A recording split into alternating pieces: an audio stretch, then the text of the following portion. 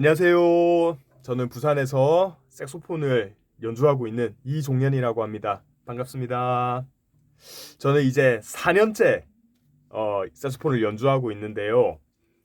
이제 겨우 초보를 조금 벗어난 것 같습니다.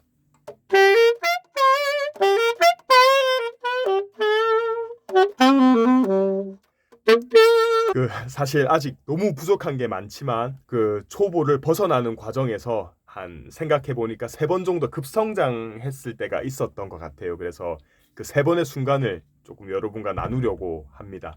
첫 번째로는 12키, 메이저 12키를 모두 연주할 수 있게 되었을 때 급성장했습니다.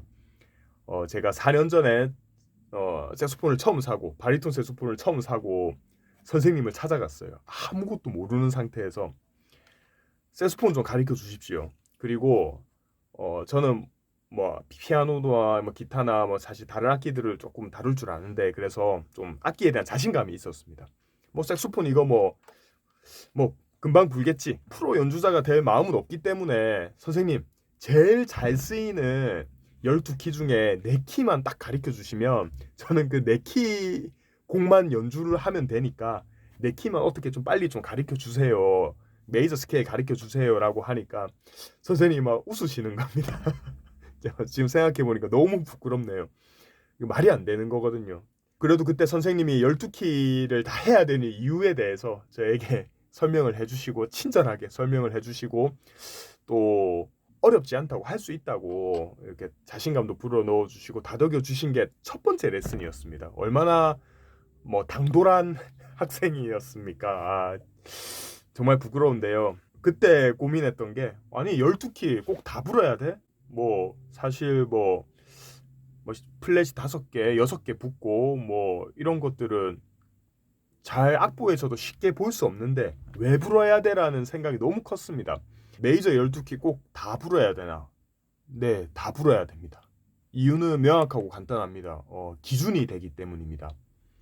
앞으로 배우게 될 수많은 스케일들과 뭐 텐션, 뭐 가이드 톤, 코드 톤, 뭐 모든 것들이 이 메이저 스케일에서 뭘 빼고 더하고 모두 메이저 12키를 기준으로 갑니다. 이 과정이 사실 제일 재미없고 지겹습니다.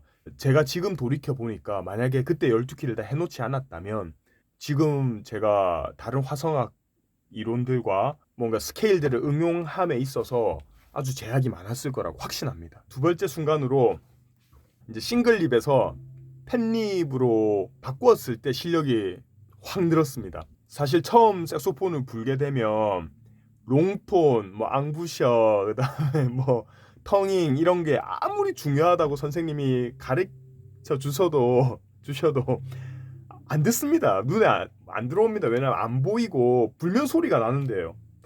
그 대신에 제일 연습 많이 하는 게 손가락입니다. 네, 12키를 연습 뭐 하듯이 뭐 손가락이 일단 빨리 뭔가 돌아가야지 뭔가 빨리 속주도 할 수 있을 것 같고 해서 손가락 연습만 이거는 뭐 기타도 마찬가지고 기타도 치다 보면은 이제 사실 오른손이 제일 중요한데 사실 왼손만 연습만 하지 않습니까? 손가락 연습만 하게 됩니다. 그래서 손가락이 어느 정도 이제 굴러가게 되면 이제 입이 엉망이었구나. 이게 이미 잘못된 습관을 다 들여버려 가지고 이제 바꿔야 되겠다는 생각이 딱 듭니다. 이제 이때 바꾸셔야 되는데 이 바꾸는 기회 비용이 너무 큽니다. 이거 바꾸려면 보통 쉬운 게 아닙니다. 왜냐하면 이미 어느 정도 불 수 있는 자신감이 있기 때문에 입을 바꾸면 소리가 안 납니다. 그러면 어 멘붕이 오는 겁니다. 그때. 그래서 바꾸는데 못해도 뭐 한 달, 석 달, 6개월, 1년이 걸릴 건데 그 기간 동안 내가 못 부는 거를 참을 수가 없습니다. 왜냐면 전에는 어느 정도 잘 불었기 때문에. 그래서 여기서 사실 안 바꾸고 그냥 갑니다. 그런데 이제 펜립을 쓰게 되고 입을 앙부셔를 바꾸게 되면 그 표현할 수 있는 깊이는 정말 무궁무진해집니다. 그래서 두 번째는 앙부셔를 이제 싱글립에서 펜립으로 바꿨을 때입니다. 뭐 펜립이 꼭 정답은 아닙니다만 펜립으로 바꾸면서 이제 앙부셔를 신경 쓰게 되니까 이제 실력이 많이 늘었습니다. 그리고 세 번째로는 화성학을 공부했을 때입니다. 제가 다른 영상에 이제 화성학을 배워야 되는 이유 뭐 이런 것들을 뭐 주절주절 했었는데, 저는 이 우디킴의 쥐기는 화성학이라는 책으로 공부를 했는데, 뭐 만화로 이렇게 돼 있습니다. 그래서 아주 쉽게 조금 뭐 접근을 했는데요. 이게 학문적으로 우리가 화성학을 접근할 게 아니라 응용할 수 있고 그다음에 쓸 수 있게 이렇게 화성학을 공부한다면 실력이 정말로 급성장하게 됩니다. 이 공부를 하면 할수록 아는 만큼 보인다. 뭐 이런 말이 있지 않습니까? 오늘도 카페에 갔는데 색소폰 곡이 딱 나오더라고요. 그래서 아, 와, 저 사람은 저런 뭐 251 릭을 좋아하는구나. 뭐 저런 텐션을 좋아하는구나.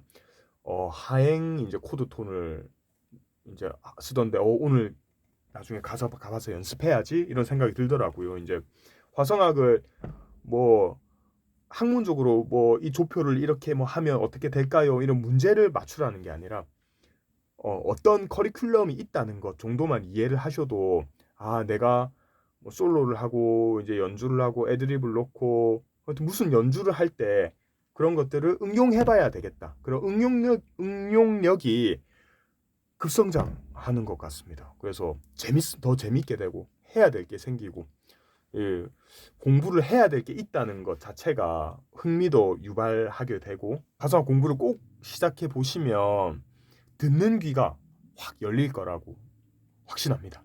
이제 4년 제가 불어서 겨우 초보티를 이제 초보티를 벗었습니다. 앞으로 텅깅도 더 갈고 닦아야 되고 앙부셔도 더 갈고 닦아야 되고 뭐 사실 할 게 너무 많고 숙제들이 많습니다. 혹자가 그 악기 연습하는 거를 계단을 오르는 거랑 비교를 많이 합니다. 여러분들은 지금 어느 계단을 오르시고 계신가요? 저는 계단에 끝까지 높이 올라가는 게 목적이 아니라 그 한 계단 한 계단 넘어갈 때에 그 재미를 느끼는 게 악기의 가장 큰 묘미라고 생각을 합니다. 오늘 뭐 주저리 또 이렇게 영상을 찍었는데 이 영상이 여러분들의 계단을 올라가는데 좀 도움이 되셨으면 좋겠습니다. 부족하지만 시청해 주셔서 감사합니다. 안녕.